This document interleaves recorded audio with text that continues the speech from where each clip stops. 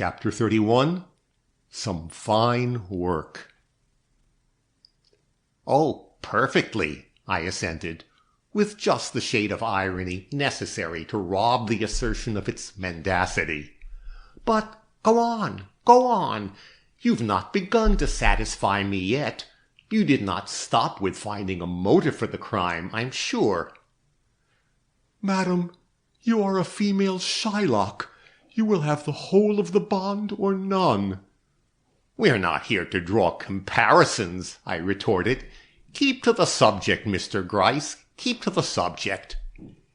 He laughed, laid down the little basket he held, took it up again, and finally resumed. "Madam, you are right. We did not stop at finding a motive. Our next step was to collect evidence directly connecting him with the crime." "And you succeeded in this." My tone was unnecessarily eager. This was all so unaccountable to me, but he did not appear to notice it. "We did. Indeed, the evidence against him is stronger than that against his brother. For if we ignore the latter part of Howard's testimony, which was evidently a tissue of lies, what remains against him? 3 things. His dogged persistency in not recognizing his wife in the murdered woman, the receiving of the house keys from his brother, and the fact that he was seen on the stoop of his father's house at an unusual hour in the morning following this murder.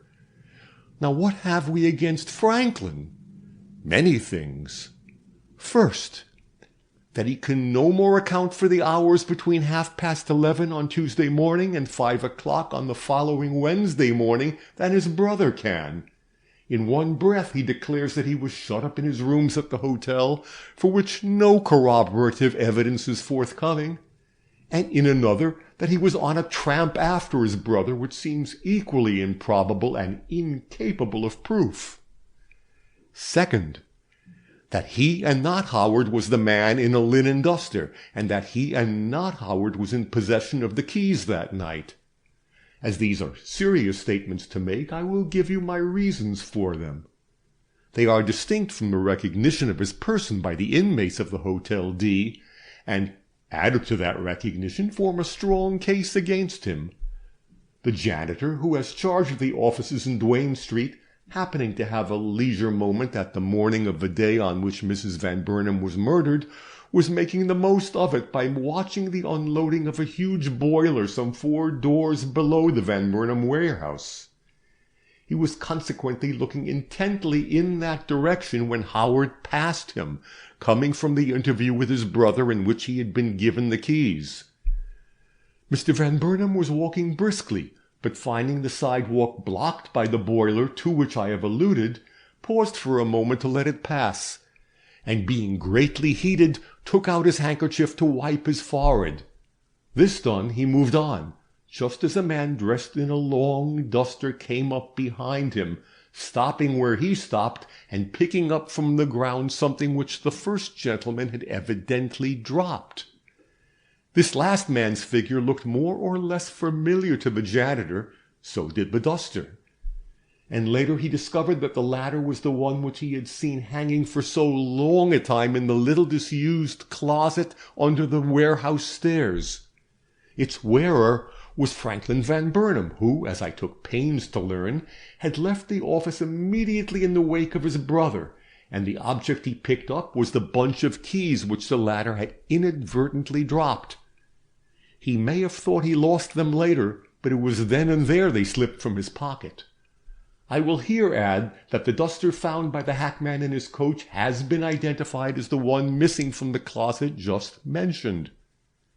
Third, the keys with which Mr. Van Burnham's house was unlocked were found hanging in their usual place by noon of the next day. They could not have been taken there by Howard, for he was not seen at the office after the murder. By whom then were they returned, if not by Franklin? Fourth, the letter, for the possession of which I believe this crime to have been perpetrated, was found by us in a supposedly secret drawer of this gentleman's desk. It was much crumpled and bore evidences of having been rather rudely dealt with since it was last seen in Mrs. Van Burnham's hand in that very office. But the fact which is most convincing, and which will tell most heavily against him, is the unexpected discovery of the murdered lady's rings, also in this same desk. How you became aware that anything of such importance could be found there, knowing even the exact place in which they were secreted, I will not stop to ask at this moment. Enough that when your maid entered the Van Burnham offices and insisted with so much ingenuousness that she was expected by Mr. Van Burnham and would wait for his return, the clerk most devoted to my interests became distrustful of her intentions, having been told to be on the lookout for a girl in gray or a lady in black with puffs on each side of two very sharp eyes. You will pardon me, Miss Butterworth. He therefore kept his eyes on the girl and presently espied her stretching out her hand towards a hook at the side of Mr. Franklin Van Burnham's desk. As it is upon this hook this gentleman strings his unanswered letters, the clerk rose from his place as quickly as possible, and coming forward with every appearance of polite solicitude, "Did she not say he was polite, Miss Butterworth?" inquired what she wished, thinking she was after some letter, or possibly anxious for a specimen of someone's handwriting. But she gave him no other reply than a blush and a confused look, for which you must rebuke her, Miss Butterworth, if you are going to continue to employ her as your agent in these very delicate affairs. And she made another mistake. She should not have left so abruptly upon detection, for that gave the clerk an opportunity to telephone for me, which he immediately did.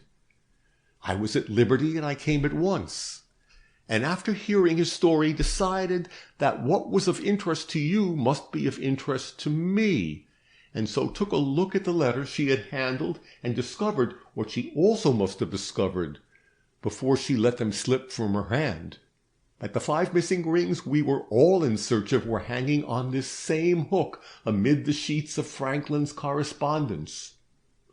You can imagine, madam, my satisfaction and the gratitude which I felt towards my agent, who by his quickness had retained to me the honors of a discovery which it would have been injurious to my pride to have confined entirely to yourself. "I can understand," I repeated, and trusted myself to say no more, hot as my secret felt upon my lips. "You have read Poe's story of the filigree basket?" he now suggested, running his finger up and down the filigree work he himself held. I nodded. I saw what he meant at once. "Well, the principle involved in that story explains the presence of the rings in the midst of this stack of papers.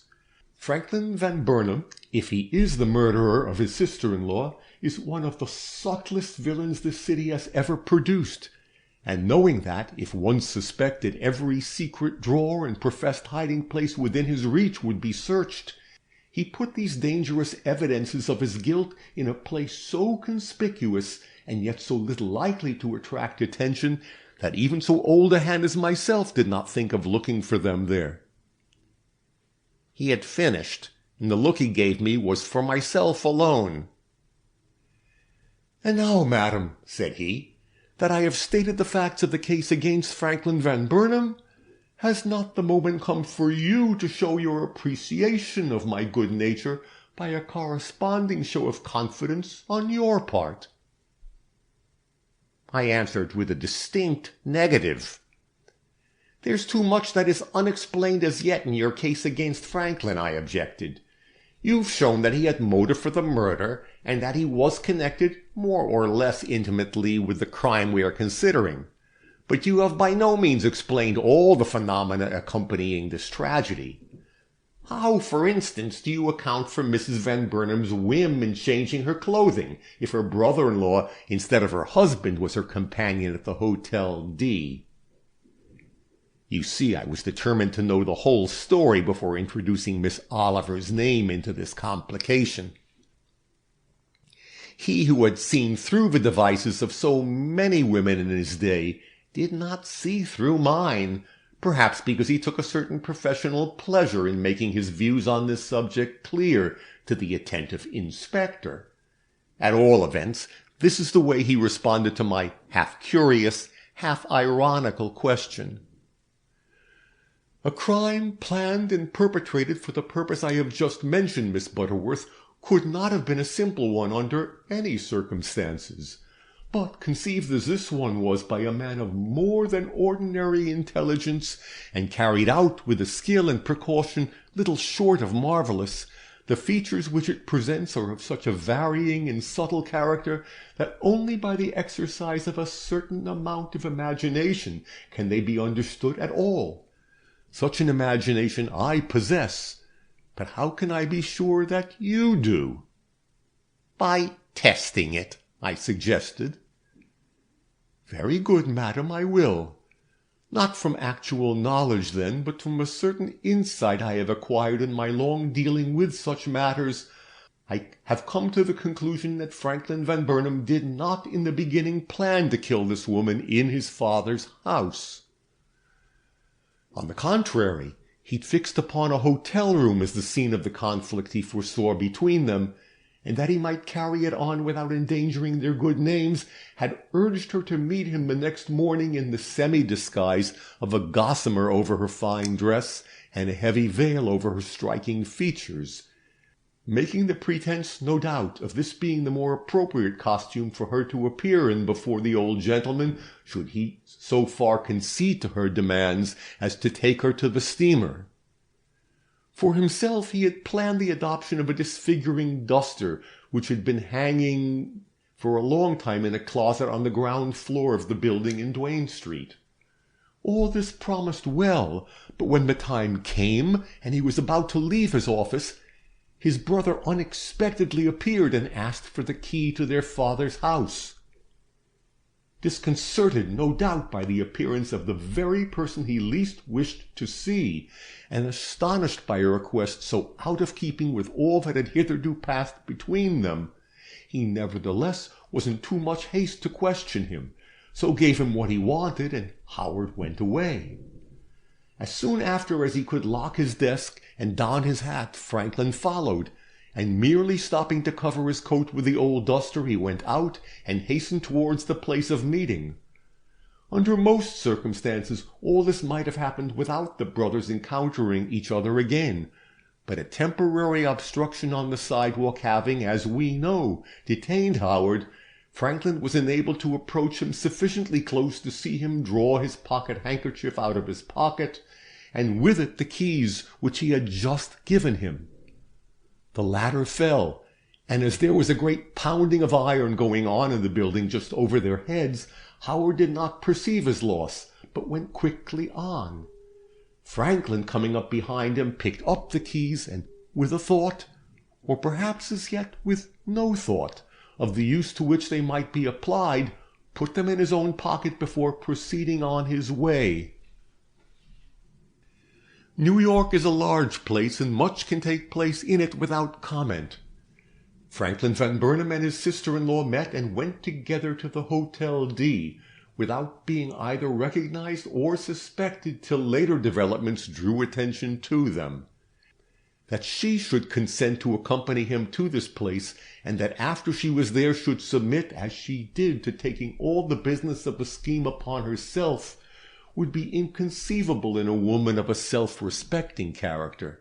But Louise Van Burnham cared for little save her own aggrandizement, and rather enjoyed, so far as we can see, this very doubtful escapade, whose real meaning and murderous purpose she was so far from understanding.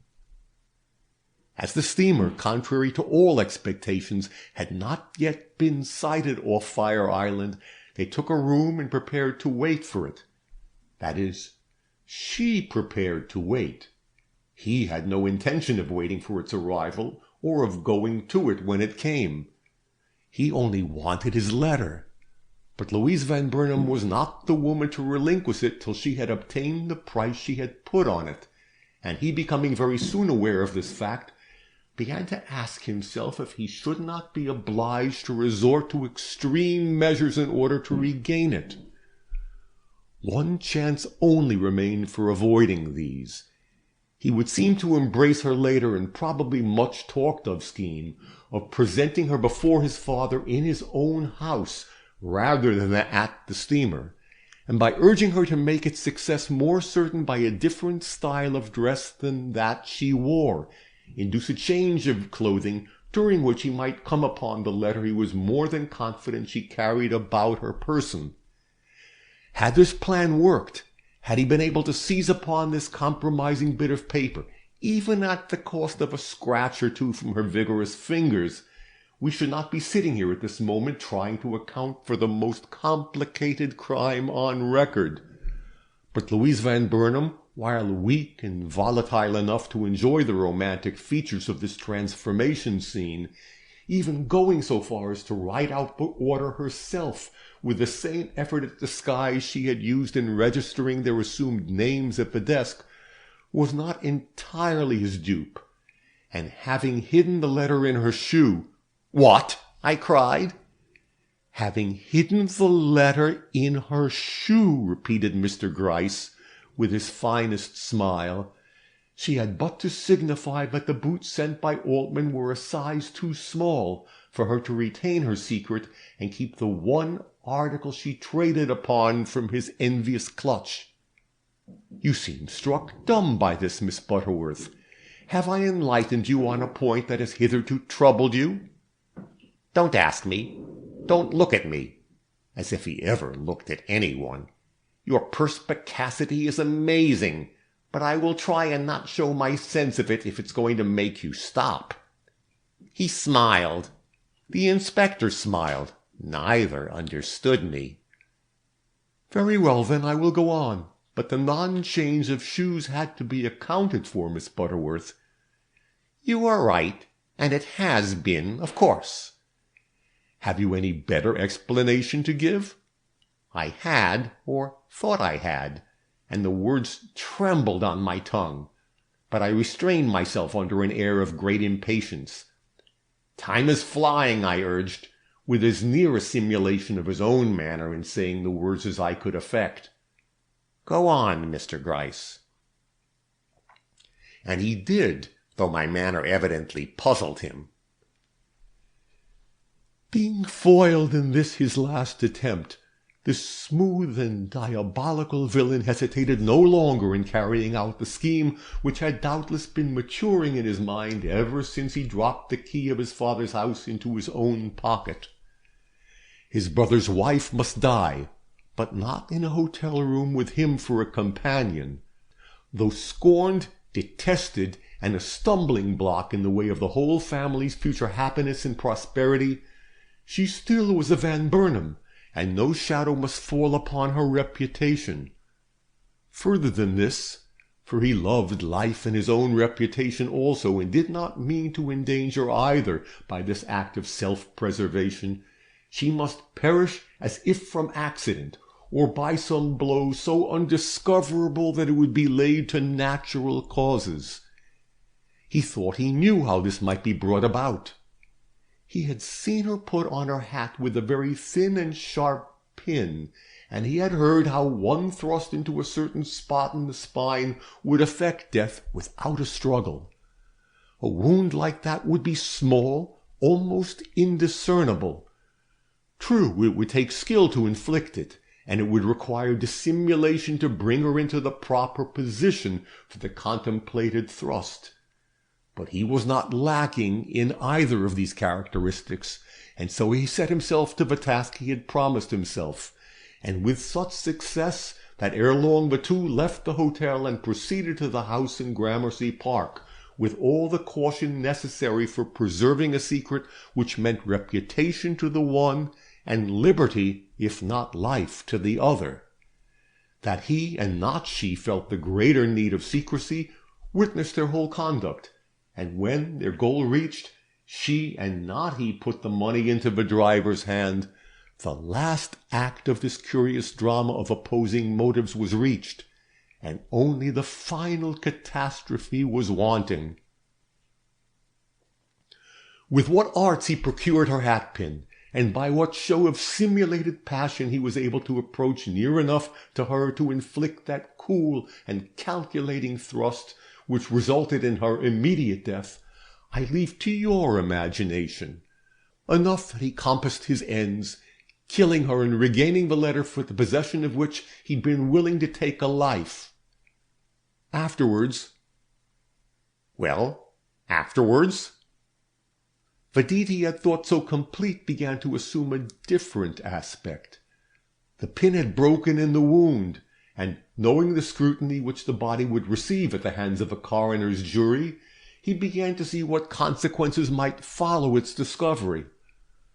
So to hide that wound and give to her death the wished-for appearance of accident, he went back and drew down the cabinet under which she was found.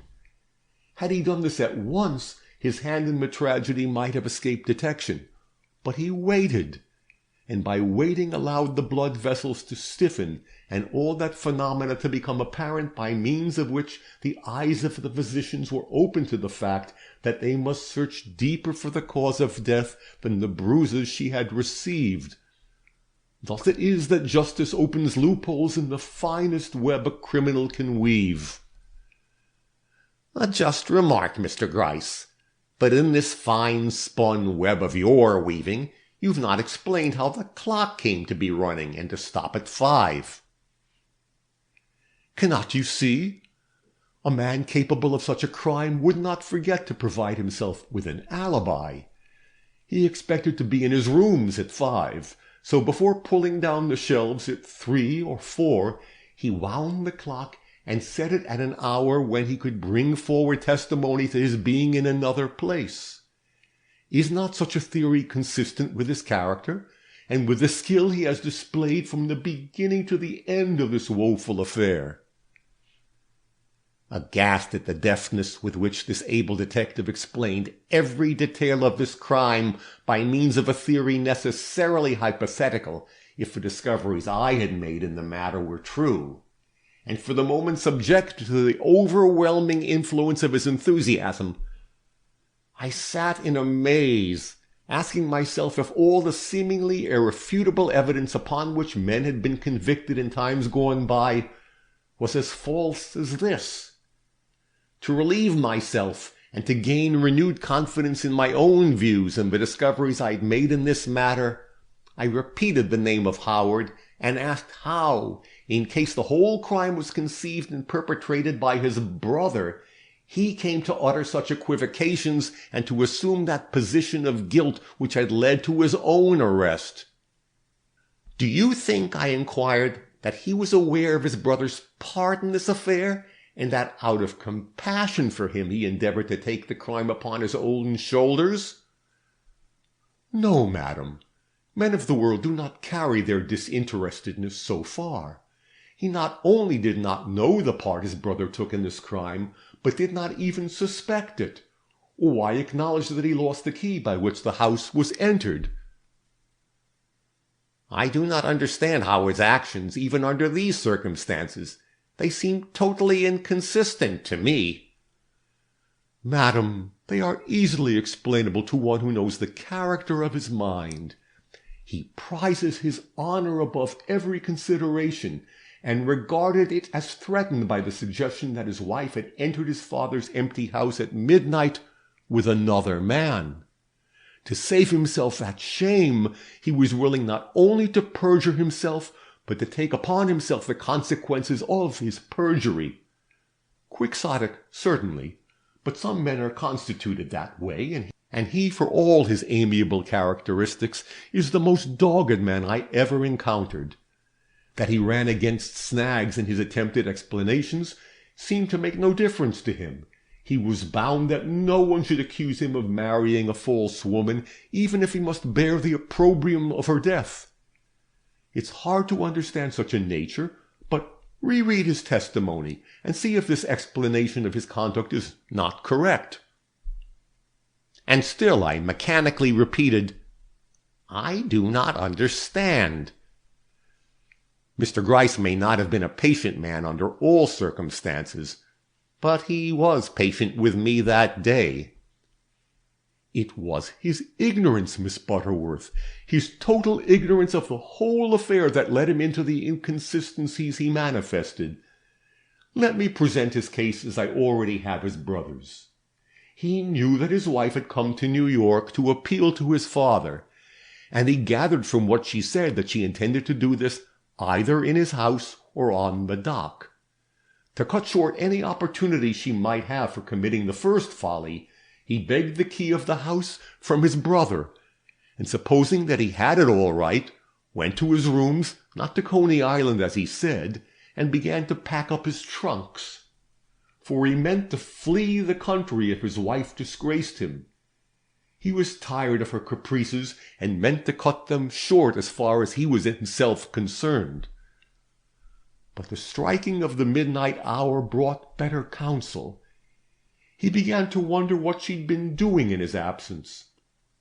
Going out, he haunted the region of Gramercy Park for the better part of the night, and at daybreak actually mounted the steps of his father's house and prepared to enter it by means of the key he had obtained from his brother. But the key was not in his pocket, so he came down again and walked away, attracting the attention of Mr. Stone as he did so. The next day he heard of a tragedy which had taken place within those very walls, and though his first fears led him to believe that the victim was his wife, a sight of her clothes naturally dispelled this apprehension, for he knew nothing of her visit to the Hotel D, or of a change in her habiliments which had taken place there. His father's persistent fears and the quiet pressure brought to bear upon him by the police only irritated him, and not until confronted by the hat found on the scene of death, an article only too well known as his wife's, did he yield to the accumulated evidence in support of her identity. Immediately he felt the full force of his unkindness towards her, and rushing to the morgue had her poor body taken to that father's house and afterwards given a decent burial. But he could not accept the shame which this acknowledgment naturally brought with it, and blind to all consequences insisted, when brought up again for examination, that he was the man with whom she came to that lonely house. The difficulties into which this plunged him were partly foreseen and partly prepared for, and he showed some skill in surmounting them. But falsehoods never fit like truths, and we all felt the strain on our credulity as he met and attempted to parry the coroner's questions. And now, Miss Butterworth, let me again ask if your turn has not come at last for adding the sum of your evidence to ours against Franklin Van Burnham. It had. I could not deny it, and as I realized that with it had also come the opportunity for justifying the pretensions I had made, I raised my head with suitable spirit, and after a momentary pause for the purpose of making my words the more impressive, I asked, "And what has made you think that I was interested in fixing the guilt on Franklin Van Burnham?" This ends Chapter 31.